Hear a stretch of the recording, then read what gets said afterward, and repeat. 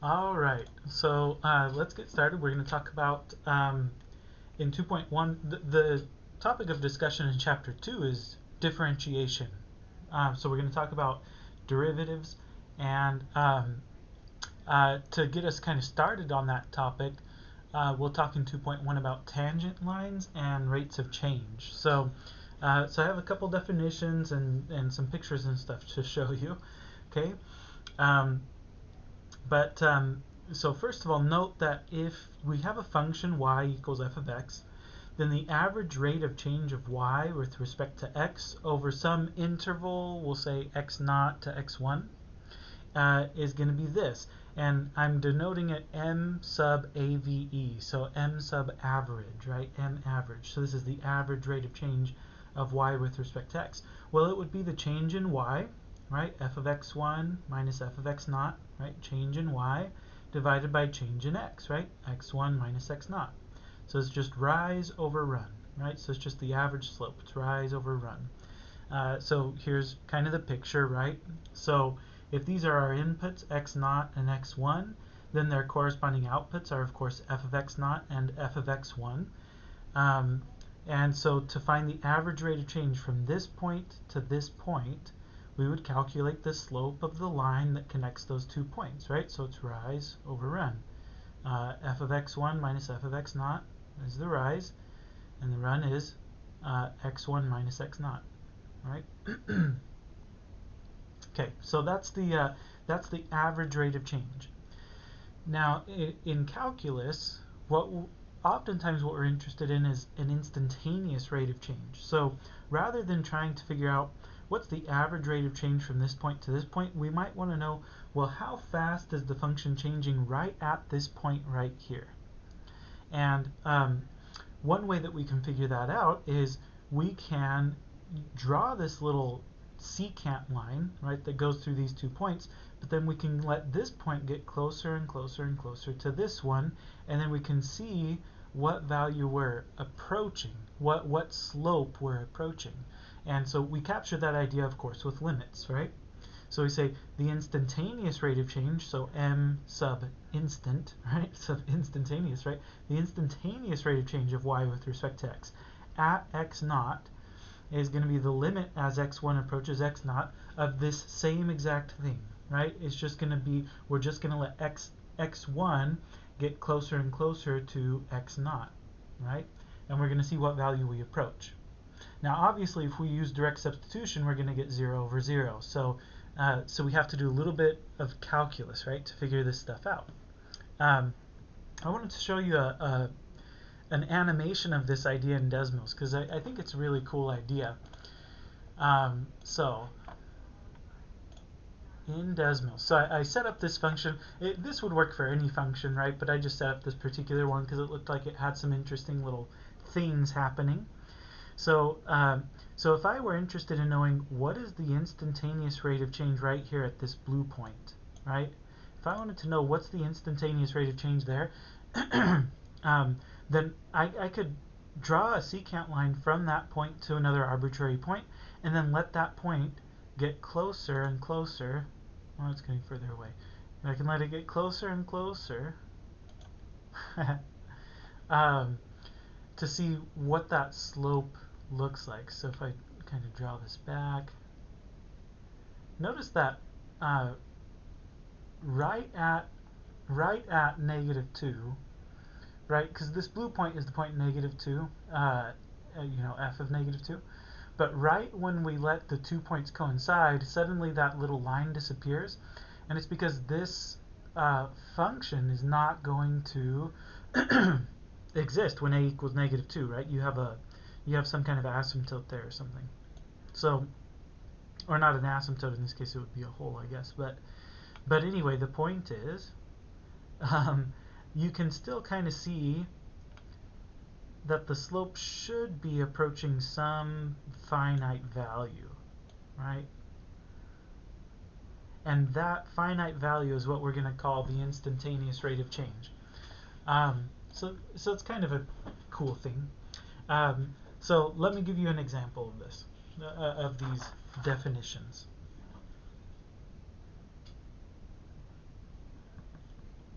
So let's consider the fairly simple function y equals x squared, and let's find the average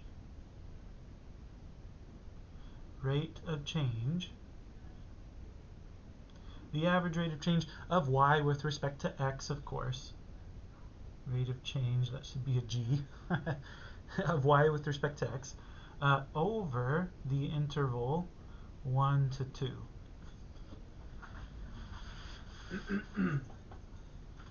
Okay, so for the average rate of change, then we're just going to use the average rate of change formula. We're going to say, well, m sub average is f of x1 minus f of x naught over x1 minus x naught. In this case, this is x naught and this is x1, right? And this is really f of x up here, right? So so f of x1 would be 2 squared, right? I'm plugging that into the function. F of x naught would be 1 squared. X1 would be 2 and x naught would be 1. So what do we get here? We've got 4 minus 1 over 2 minus 1. That's 3 over 1, which is 3. So there you go. There's the average rate of change of this function over this interval. But maybe we want to know, but what's the instantaneous rate of change? So let's find the instantaneous rate of change at x naught equals 1. So at the left end point of that interval. So how fast is the function changing right at that point, right at x naught equals 1? So to figure that out, right, that's going to be the limit as x1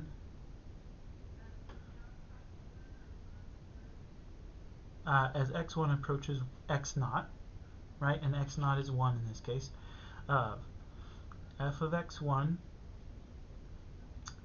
minus f of x naught over x1 minus x naught. So I'm just replacing, well, first of all, I'm going to take the limit as x1 approaches x naught of this thing that we did up here. So that's first of all, but second of all, I'm also replacing x naught with 1 because that's what x naught is. That's the x naught that we're interested in this case. So let's see. So what is x1? X1 is just some arbitrary value, really, because it's gonna, x naught is not a fixed value, or sorry, x1 is not a fixed value. I know that in part A we were thinking of x1 as the number 2, but if we're going to be letting x1 get closer and closer to 1, then x1 is not really a fixed value. It's something that's going to change. So we'll just leave it general, and we'll say, well, this is going to be limit as x1 approaches 1 of, well, f of x1 is going to be x1 squared, right? We'll just leave it general and call it x1 squared. What is f of 1, though? F of 1 would be 1 squared. Okay, so this is what we get. We're looking for the limit as x1 approaches 1. If we try a direct substitution, we're going to get 1 squared minus 1 squared over 1 minus 1. That's 0 over 0, which is an indeterminate, right? So we've got to do a little bit more work. So let's see. This is x1 squared minus 1 over x1 minus 1. We can factor that numerator, sorry, limit as x1 approaches 1. We can factor that numerator as x1 plus 1 times x1 minus 1. And then cancel off an x1 minus 1. We get limit as x1 approaches 1 of x1 plus 1. Well, so now when we try direct substitution, we just get 2. And that's it, right? That's the instantaneous rate of change. So the average rate of change as we move from 1 to 2 is 3. As x moves from 1 to 2 is 3. But the instantaneous rate of change right at x equals 1 is 2. So that's kind of an interesting thing. We can make this even a little bit more general and say, find the instantaneous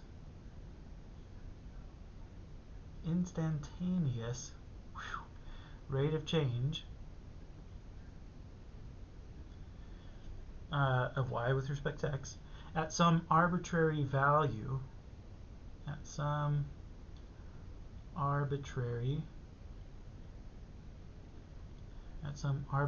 value x naught. So this time we're not even given what x naught is, right? So we don't know what x naught is. But let's see if we can figure this out still, though. So obviously we're not just going to get a number back out of this. We're going to get some function in terms of x naught. But let's see if we can figure it out. So it's going to be limit as x1 approaches x naught of f of x1 minus f of x naught over x1 minus x naught. Okay, that's going to be limit as x1 approaches x naught of x1 squared minus x naught squared over x1 minus x naught. And that's going to be, obviously if we try direct substitution here, we're going to get 0 over 0, right? So we don't want to do that, but we can factor the numerator as x1 minus x naught times x1 plus x naught. And sure enough, we'll be able to cancel.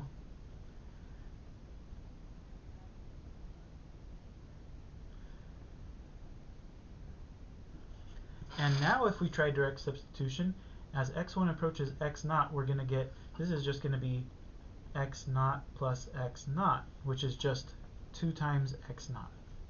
And that matches with what we got on the previous part, right? Because on the previous part, x naught was equal to 1. So 2 times 1 would be 2, which is, of course, the answer that we got in part B. But now you know, if you wanted to find the instantaneous rate of change, for example, at 6, at x naught equals 6, well, it would be 12, right? Or at negative 14, it would be negative 28, right? So it's nice to be able to get this general formula. Okay. Now, the tangent line to the curve y equals f of x at the point x naught f of x naught is this line, right? So this is the tangent line. This is maybe a different way than you're used to seeing this, but you have seen this before, I promise you, right? This is the point slope form of the line. It's just y minus y1 equals m times x minus x1. The thing I want to point out is that the slope, though, is your instantaneous rate of change. So that's a pretty key topic, right? Is that the instantaneous rate of change of y with respect to x is the same thing as the slope of the tangent line to the curve at that point. Okay. So that's something, and I'll give you an example of this here in a second. But before I do, I want to give you an alternate way to understand the instantaneous rate of change. And this is a very common way that it's often expressed. Okay, so an alternate way to express the formula for the instantaneous rate of change is to make this replacement. So we'll let h be x1 minus x naught. If we make that replacement, then notice that as x1 approaches x naught, as this value gets close to that one, h is going to get close to 0, right? So as x1 approaches x naught, h approaches 0. Also, x1 is the same thing as x naught plus x1 minus x naught, right? Because you can just cancel those and you get x1. But the reason I'm writing it this way is because x1 minus x naught is h. So x1 is really the same thing as x naught plus h. So f of x1 would be the same thing as f of x naught plus h. Okay, so using those three replacements, the formula for the instantaneous rate of change becomes limit as h approaches 0 of f of x naught plus h minus f of x naught divided by h. Okay, so it used to look like this, right? It used to look like limit as x1 approaches x naught of f of x1 minus f of x naught over x1 minus x naught, right? That was the original formula that we gave for it, but you can see that if you make the replacement h equals x1 minus x naught, then this formula becomes this formula now. And this is the formula that's more commonly used in calculus for this concept. I mean, they're both used, but this one is used more often than this one is. So let's practice using this formula, and I mean, just emphasize they are the same thing. Okay, they're going to give you the same answer, but this one's sometimes a little bit easier to work with. So let's practice using this version, this formula, and we'll also practice getting equations for a tangent line to a curve. So let's do that. Let me give you an example.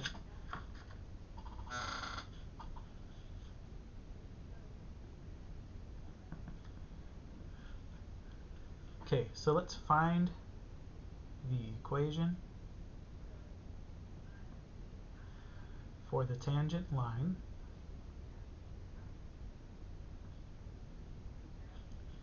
to the curve y equals 2 over x at the point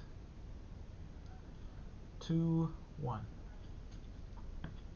Okay, so let's see if we can find the equation for the tangent line to the curve y equals 2 over x at the point 2, 1. Okay, so the equation for the tangent line is the equation for the tangent line is this thing that we just talked about in the notes. And in order to use this equation, first I need to find the instantaneous rate of change. So I'm going to start there. I'm going to find the instantaneous rate of change, and I'm going to use this version of, I'm going to use this version of the instantaneous rate of change to do it. Okay, so let's do this. So so notice here, right, x naught is 2. And so we want to find the instantaneous rate of change at 2. So we're going to do limit, so maybe I'll say the slope, the instantaneous rate of change, the slope, is going to be the limit as h approaches 0 of f of x naught plus h minus f of x naught divided by h. Okay. Well, what's f of x naught plus h? Well, here's f of x up here, right? This is our function, f of x. So I'm going to replace x with x naught plus h. So this is limit as h approaches 0 of 2 over x naught plus h minus f of x naught. I'm just going to replace x with x naught, so that's going to be 2 over x naught all over h, right? So here's f of x naught plus h, here's f of x naught, and then of course I'm just dividing by h.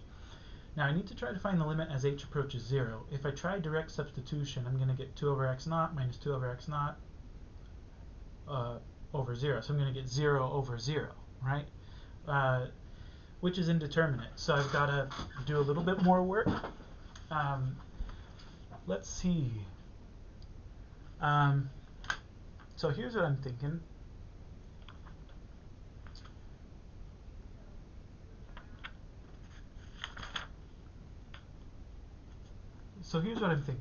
I'm thinking that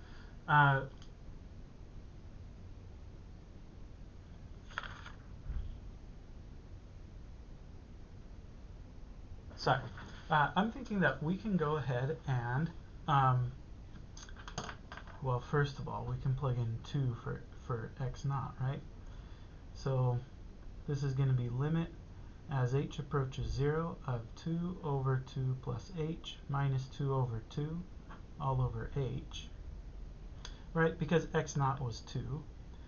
Okay, so this is limit as h approaches 0 of 2 over 2 plus h minus 1 over h. Now still, if we try direct substitution, if we plug in 0 for h, we're going to get 2 over 2, which is 1. 1 minus 1 is 0, so we're still going to get 0 over 0. But if we combine these two expressions in the numerator into a single rational expression, then I think we'll be in good shape, right? So we can call this limit as h approaches 0. I need a common denominator, and the common denominator is going to be 2 plus h, right? So I'm going to think of this as a 2 plus h over 2 plus h type of situation. Okay, and when I subtract, I have 2 minus 2, that's 0, and then 0 minus h is negative h. So I'm going to have a negative h over 2 plus h over h.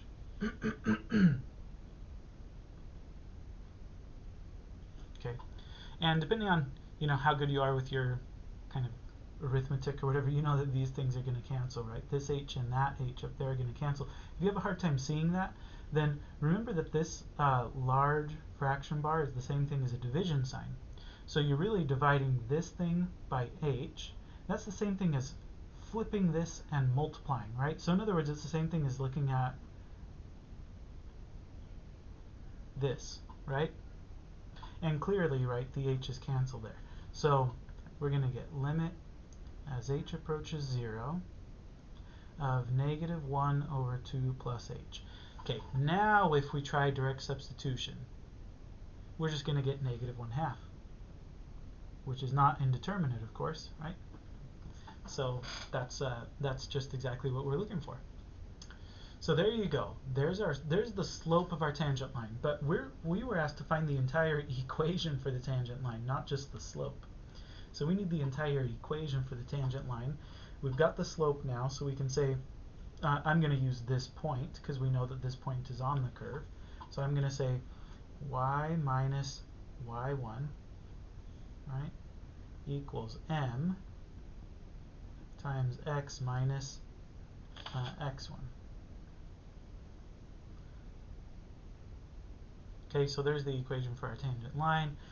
If you want to have it in slope-intercept form, then you can go ahead and simplify this and move the 1 over. So, excuse me. So we can say y minus 1 is negative 1/2 x plus 1. And then add 1 over to the other side, you get y equals negative 1/2 x plus 2.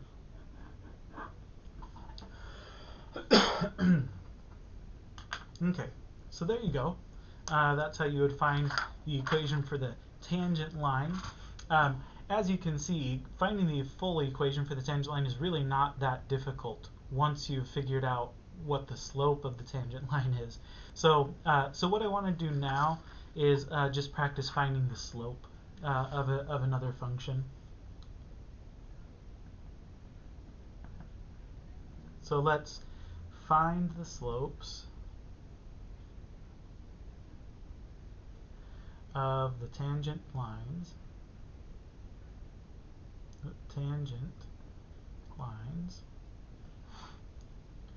to the curve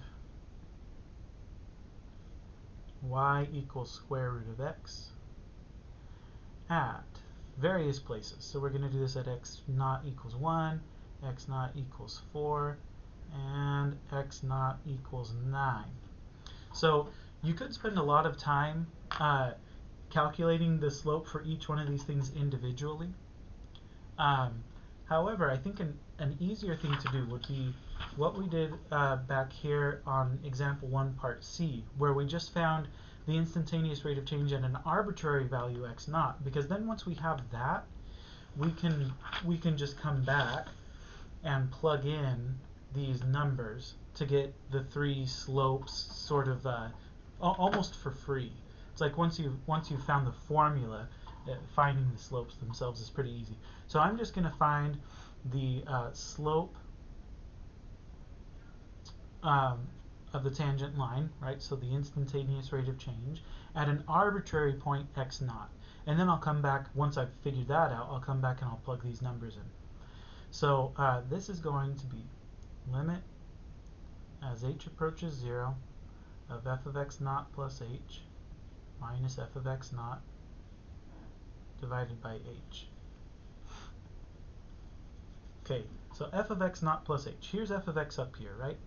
So I'm going to replace the x with an x naught plus h. And so I'm going to get square root of x naught plus h. F of x naught, well, I'm just going to replace the x with an x naught. So that's just going to be square root of x naught. Oh, and I forgot the limit. I'm sorry. This is limit as h approaches 0, okay, of this stuff all over h. Okay, so I'm just plugging these inputs into the function. Okay. And as you can see, if you try direct substitution, you're just going to get 0 over 0, right? It's not going to work out. So the trick when you're dealing with square roots, oftentimes the trick is to multiply by the conjugate. So I'm going to go ahead and try that trick here. I'm going to try multiplying by square root of x naught plus h plus square root of x naught over square root of x naught plus h plus square root of x naught. And let's see what we get.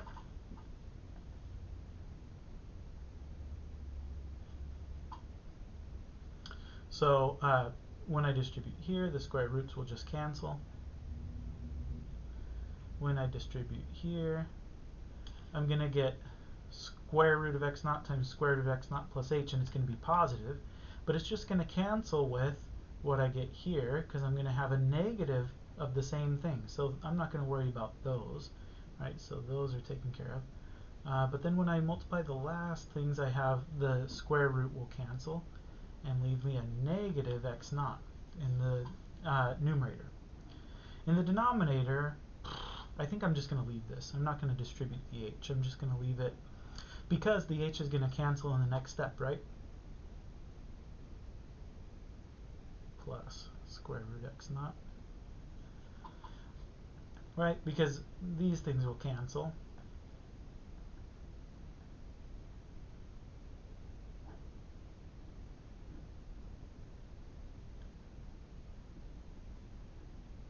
And then these things cancel.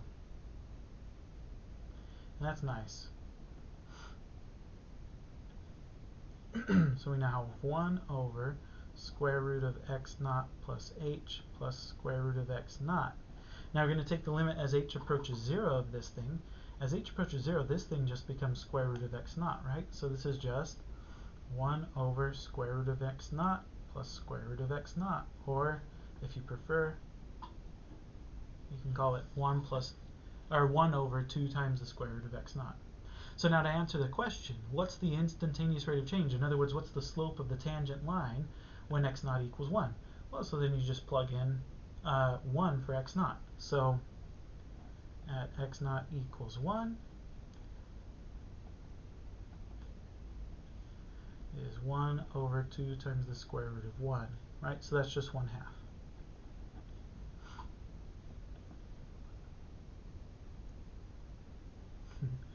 At x naught equals 4,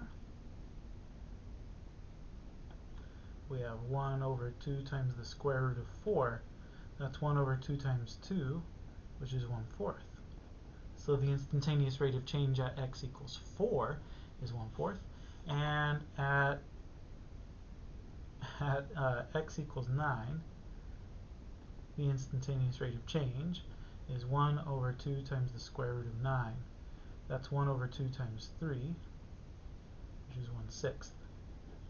Okay? So that's how we take care of that problem.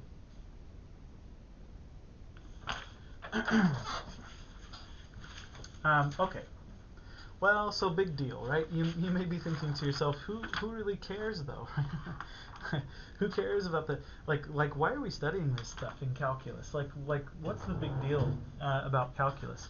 Well, instantaneous rate of change is, or instantaneous rates of change, I guess I should say, are going to come up a lot in a whole bunch of different things. So, like one of the places that they come up is in this thing called rectilinear motion. Rectilinear motion is just motion along a straight line. So it's like one-dimensional motion. We'll look at two-dimensional and three-dimensional motion in Calculus 3. I say we, but I probably won't be your instructor for Calc 3. But in Calculus 3, you'll look at two-dimensional and three-dimensional motion. But for us, we're just going to look at one-dimensional motion in this class, so motion along a straight line. So like if you drop an object from a height, right? So that object's going to move straight down. Or if a car moves, along a straight road, something like that, right? These would be examples of rectilinear motion. Now, the velocity of an object is the instantaneous rate of change of its position with respect to time. So if you think about, like, for example, using the car as an example, we could graph on a set of axes how far the car is from some starting location against time. So that would be its position with respect to time, okay? And the instantaneous rate of change of any point on that position graph is going to be the velocity of the car, right? So maybe to make this somewhat more clear, let's look at an example. So I've got this example here. Right, it says the position versus time curve for a car on a straight road is given below. Right, so this is the position versus time curve. So this is its distance from some starting location, and this is the amount of time that has elapsed. Okay, let's see if we can sketch the velocity versus time curve for the car. Okay, so let's think about this. So here's my solution to this. 5, 10, 15, 20, 25, 30.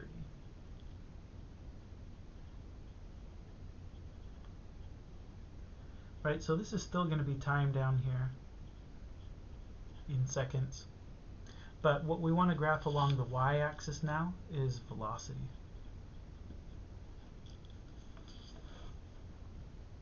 So we want to graph the velocity along the y-axis. And actually, there may be places where the velocity's... No. I was going to say there may be places where the velocity is negative, but that would only happen if the person started getting closer, because that would mean that they turned around and started coming back, right? So if their distance decreased, then the velocity would be negative, but we're going to have positive velocities here. Anyway, let's see if we can graph the velocity function. So first of all, notice that starting out for the first 5 seconds or so, the car isn't moving at all. So its velocity is 0, right? From 0 seconds to 5 seconds, its velocity is 0. Then after 5 seconds, it slowly starts to, it starts to move away from its starting position. But as it does so, it's the distance that it moves is getting quicker and quicker from 5 to 10 seconds. Well, not quite. I would say maybe from 5 to maybe 7 seconds. It's sort of increasing, and then it looks like it's moving at a pretty constant rate until it gets to 10 seconds. So here's what I think the velocity is going to look like. So from 0 to 5 seconds, the velocity is 0.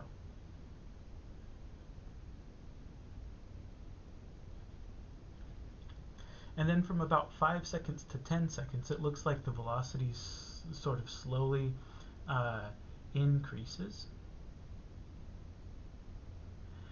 But then at about 7 seconds, it doesn't look like the velocity is increasing anymore. The distance is still increasing, but the rate at which the distance is changing is remaining pretty constant. So I think it starts to kind of level off until you hit 10, right? Something like that. And then at 10, we have this little curve. So it seems like what's going on is the car is still moving forward, but the rate at which it's moving forward has decreased. So I think the velocity from the velocity kind of decreases a little bit, and then it remains constant until we get to, oh, I don't know, maybe somewhere between 15 and 20, so it remains constant like that. At which point the velocity increases again before decreasing again. So I'm thinking it increases pretty rapidly and then it stays constant for a while. So I'm thinking it looks,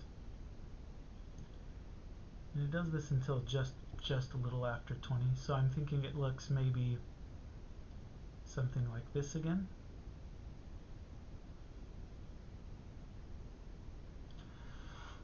And then finally, after 20, it looks like it kind of reaches its destination, because notice that its distance is not increasing anymore.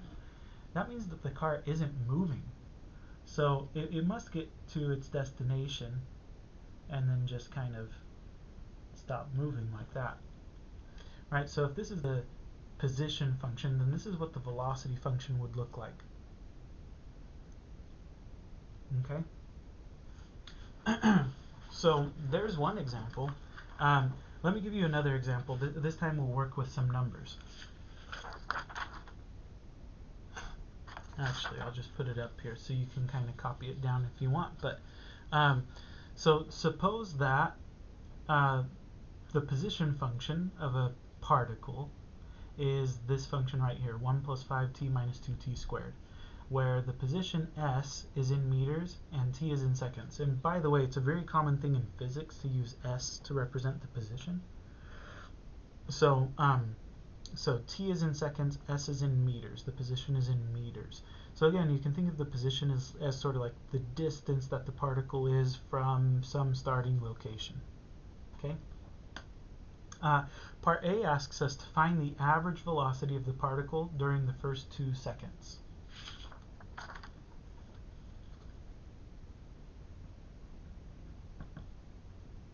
So I'm just going to write down that function again. It's 1 plus 5t minus 2t squared. And in part A, we want to find the average velocity of the particle during the first 2 seconds. So in other words, we want to find the average rate of change on the interval 0 to 2, right? Because that's the first 2 seconds. So average rate of change on that interval. So, okay, so m average is going to be f of x1 minus f of x naught divided by x1 minus x naught. So that's f of x1 is 2, so f of 2 minus f of 0 over 2 minus 0. Okay? And we're not taking the limit because this is just the average. It's not the instantaneous rate of change, it's the average rate of change. So we don't need to take the limit. But let's see now. So f of 2, I'm going to come up here to my function and I'm going to replace t with 2. So this is going to be 1 plus 5 times 2 minus 2 times 2 squared. Right? So there's f of 2. F of 0 is going to be 1 plus 5 times 0 squared, 1 plus 5 times 0 minus 2 times 0 squared. Okay. Divided by 2 minus 0, which is just 2. So let's see what we've got. This is 10 plus 1 is 11. 2 squared is 4. 4 times 2 is 8. So we have 11 minus 8, so that's 3. Over here we've got 0 and 0, so we just get 1. So it's 3 minus 1 over 2. that's just 2 over 2, which equals 1. So the average rate of change of the particle is 1. Well, 1 what? We said that the position was in meters and that t was in seconds. So this must be meters per second. Okay? So the average rate of change is 1 meter per second over the course of the first 2 seconds. Now part B asks us, find the instantaneous velocity of the particle at t equals 2 seconds. So find the instantaneous velocity. So the instantaneous velocity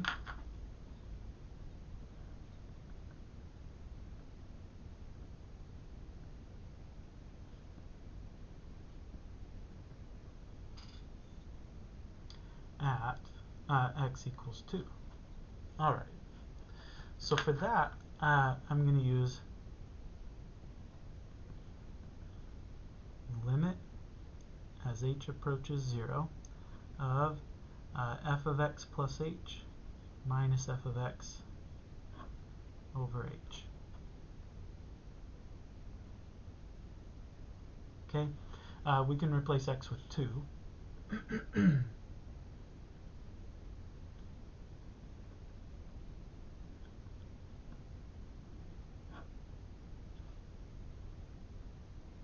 And then we can make these replacements into our function up here, right? So we can say it's limit as h approaches 0, f of 2 plus h. Well, here's f of t. So f of 2 plus h, everywhere I see a t, I'm going to replace it with 2 plus h.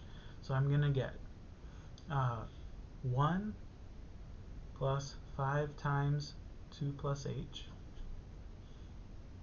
right, minus 2 times 2 plus h squared. Okay, so there's f of 2 plus h.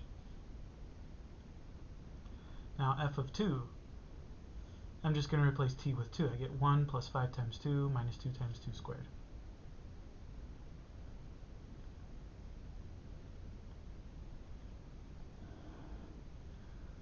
Okay, let's simplify this. We got 1 plus 10 plus 5h minus, no, can't distribute that yet. I'm going to say minus 2 times 2 plus h squared is going to be 4 plus 4h plus h squared. Right? You would write that out twice and FOIL it if you're having trouble doing it in your head. That's what I just did. Minus 1 plus 10 is 11. 11 minus 8 we said is 3. So minus 3 over h. Okay, let's see what we've got. 1 plus 10 is 11, so we have 11 plus 5h. I'm going to distribute that 2 now. I have negative 8 minus 8h minus 2h squared minus 3 over h. Okay, this is getting a little better. Let's clean it up a little more. 11 minus 8 is 3, and 3 minus 3 is 0. So those things just cancel.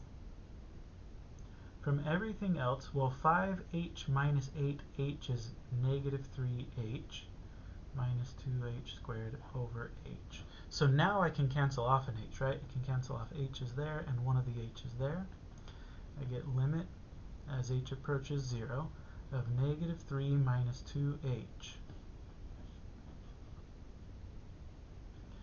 Well, so that's just negative 3 minus 0, which is negative 3. Okay? So the instantaneous velocity is negative 3. Negative 3 what? Negative 3 meters per second, right? So negative 3 meters per second. That's how fast the particle is moving right at x equals 2. The negative indicates that the particle is moving back towards its starting location, right?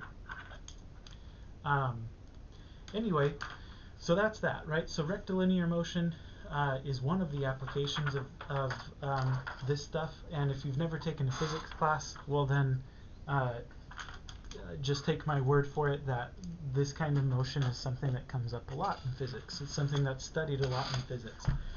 But so other applications, I'm just going to read this out of your textbook because I thought these were some pretty good examples. But other examples of places where you might want to look at rates of change. This is at the bottom of page 83 of your textbook, but like a microbiologist might be interested in the rate at which the number of bacteria in a colony changes with time. An engineer might be interested in the rate at which the length of a metal rod changes with temperature, right? And then it lists some more on the top of the next page as well. I can't read them if I bend the page like that, so I'll just read them. An economist might be interested in the rate at which production cost changes with the quantity of a product that is manufactured.